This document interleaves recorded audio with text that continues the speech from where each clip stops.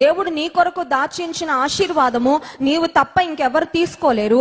ఇంకొకరి ఆశీర్వాదం నువ్వు దొంగిలించాలని ప్రయత్నం చేస్తే అది నీకు క్షేమము కాదు. ఆమేన్. అర్థమైందండి? దేవుడు నీ కొరకని ఏదైనా ఆశీర్వాదం దాచిపెడితే అది ఎంతమంది దాన్ని కాజేయాలని చూసినా, లాక్కొని వెళ్ళాలని చూసినా, నీకు చెందకుండా చేయాలని చూసినా దాన్ని ఎవరు ఆపలేరు. ఎందుకంటే because that is something that God has chosen and prepared for you. దేవుడు నీ కొరకే అది సిద్ధపరిచాడు. That's exclusively for you. నీ కొరకే సిద్ధపరిచాడు.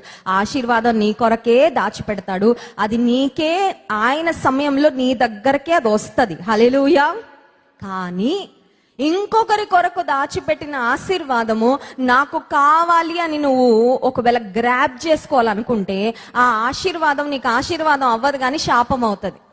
ఎందుకంటే అది నీ కొరకు దేవుడు ఏర్పాటు చేయలేదు కాబట్టి. అందుకే 10 ఆజ్ఞలలో ఆశింపకూడదు, ఆశింపకూడదు, ఆశింపకూడదు అనే ఒక మాట మాటి మాటికి కనబడుతుంది. అసలు